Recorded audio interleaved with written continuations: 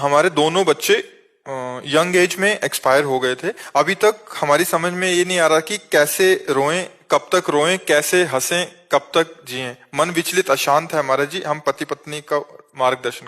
देखो, इसमें रुदन करने की आवश्यकता इसलिए नहीं है। आज का सत्संग सुना था क्या? सत्संग सुना था। हिरण्यकश्यप हिरणाक्ष के वध के बाद अपने भाई की बधू और पुत्रों को सबको संबोधन करके कह रहा था कि रोने की जरूरत नहीं। जैसे हम सब पानी के प्याऊ में एकत्रित होते हैं, जैसे स्टेशन में एकत्रित होते हैं, अपनी अपनी टिकट का ही अपना अपना काम किया, चल दिया।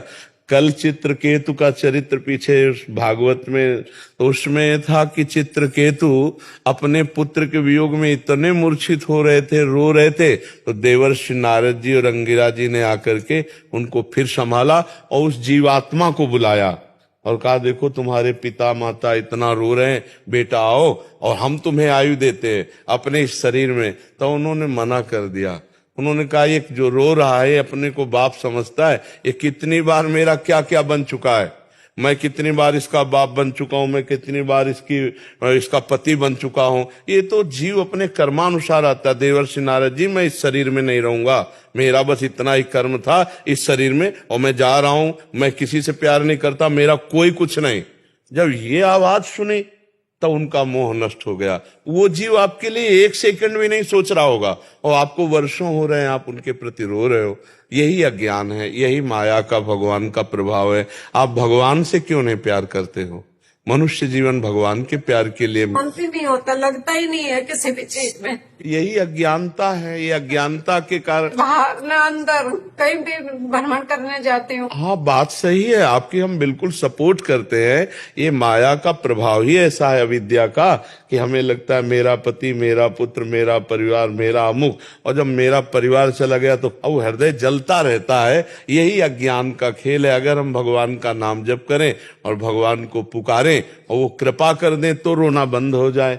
नहीं तो आज नहीं, कभी जन्म जन्मांतर में रोना बंद नहीं होगा। यही होगा, यही होता रहा है जन्म जन्मांतर से। हमें मिलते रहे, बिछुड़ते रहे, मिलते रहे, जन्मते रहे, मरते रहे। इस परंपरा को नष्ट करना है तो भगवान श्री राम जी कह रहे हैं, जननी जनक बंधु सुत दारा, तनु धन धाम सुहृद परिवारा, सबकी ममता ताग बटोरी, मम पद मनहि बांधि बर डोरी। अब हम तो ममता में इतना फंसे कि भगवान के चरणों की तरफ अपनी ममता लगा ही नहीं पा रहे, इसीलिए रोना आ रहा है। मेरा पुत्र भगवान ने क्यों छीन लिया?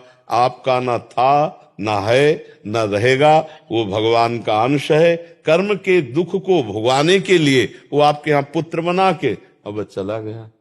वो आपका पुत्र नहीं था। अगर आपको सुख देने वाला पुत्र होता तो आजीवन रहता, आपको सुख देता। लेकिन आपके दुख को भुगाने के लिए वो जीवात्मा पुत्र बना और पुत्र बन करके एक हम दृष्टांत संतों के द्वारा सुना हुआ सुनाते हैं।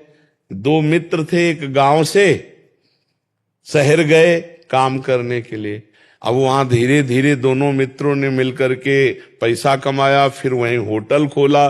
छोटे होटल से एक बड़ा होटल, धीरे धीरे 20 वर्ष में बहुत।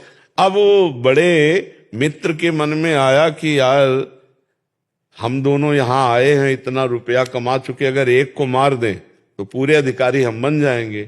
तो जहर दे के मार दिया और उसके शरीर का अंत्येष्टि संस्कार एकांत में ऐसे कर दिया। और जब गांव आया तो गांव वाले ने पूछा कि तो जो तुम्हारे साथ गया था, बोले वो तो हमारे साथ ही अलग हो गए थे। अब वो कहाँ गए हमें पता नहीं। अब वो तो बड़ा धनी हो गया क्योंकि दो मित्रों की कमाई अकेले अपने।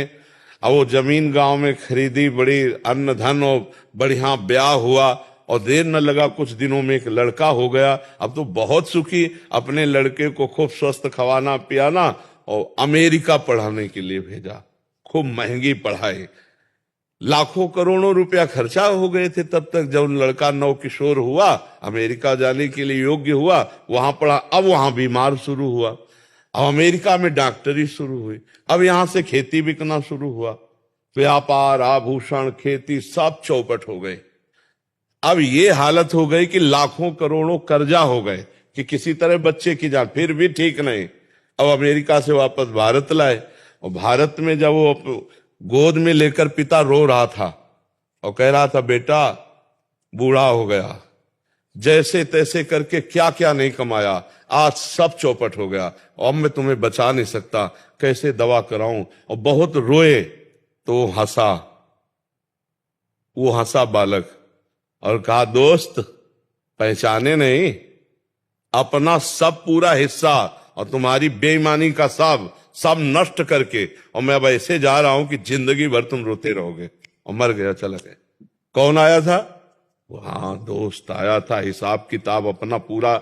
अब हम लोग अज्ञानी जीव हैं तो हम जानते नहीं भाई, किसी न किसी जन्म में उस जीवात्मा के साथ हमारा कोई न कोई ऐसा रहा जो आए और नौजवानी में हमारे चित्त को चुरा कर हमें दुख देकर रुला करके चले गए। नहीं तो अगर हमारे कर्म होते तो हमें सुख देने वाला बेटा होता। और सही बात पूछो, ये बेटा, ये पत्नी, ये पुत्र, ये परिवार, ये भगवान की दी हुई वस्तु है, और जितने दिन के लिए दिए उतने दिन तक ही आप साथ रह सकते हो। लाख उपाय करो, आप साथ नहीं रह सकते हो। ये संसार बिल्कुल एक प्याऊ जैसा, रेलवे स्टेशन जैसा है। अपनी गाड़ी आई, जब तक गाड़ी नहीं आ रही तो चाय पी रहे, राधे राधे बात कर रहे, और गाड़ी आई तो चाय छोड़कर भागे, उस पर बैठ गए, चले गए। फिर नहीं पूछेंगे कि तुम कैसे हो, नहीं पूछेंगे। इसलिए भाई नाम जप करो, भगवान का आश्रय लेकर उनकी लीला कथा सुनो, मन को बांटो। अब समय रोने में मत नष्ट करो, क्योंकि तुम्हारी भी वही दशा होने वाली है। मृत्यु तो हम सबकी आने वाली है ना। ये बात तो समझ आ गई, लेकिन ये आगे के दिन कैसे निकलेंगे? नाम खूब नाम जप करो, चिंता मत करो। देखो आप लोगों को भगवान का भरोसा नहीं, इसलिए आपको लग रहा है कि मेरे बेटे नहीं है तो मेरा बुढ़ापा कैसे कटेगा। अरे वो अखिल कोटि ब्रह्मांड नायक भगवान, उसके सहारे हो जाओ, वो ऐसी व्यवस्था कर देगा, आप देखते रहे, सोच नहीं सकते भगवान के सहारे। इसलिए आप चिंता न करो कि आप दोनों बूढ़ों की व्यवस्था कौन करेगा, आप उनके भरोसे हो जाओ। देख लो कोई न कोई ऐसा निकल आएगा रास्ता कि उस पूरे विश्व का भरण पोषण, अरे वो खुद आ जाएंगे बहाने से किसी न किसी, और आपकी सेवा कर जाएंगे, आप जान नहीं पाओगे। हाँ, अपने कोशिश तो खूब करते हो इस स्थिति से निकलने की। नाम जप करो बस जी। नाम जप एक वो रास्ता है जो आपको निकाल देगा। हमारी प्रार्थना मान लो, जो नाम आपको प्रिय हो, राधा राधा, राम राम, कृष्ण कृष्ण, हरि हरि, नाम जप करो, ये आपको उबार देगा। आप नाचने लगोगे, आप आनंदित हो जाओगे। नरसिंह मेहता जी का पुत्र पधारा तो करताल लेकर नाच रहे, भला किया गोविंद भला किया।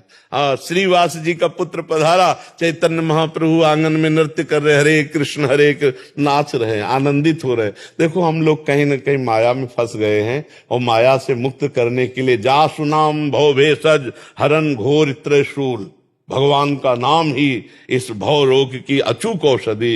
इसलिए नाम जप करो, जो नाम प्रिय हो, और बात मानो, भगवान को अपना मान लो तो निहाल हो जाओगे। उनको पुत्र मान लो, उनको पिता मान लो, गुरु मान लो, जो मान लो, वो सब कुछ तैयार है। और आप देख लेना, अब मान के तो देखो उनको।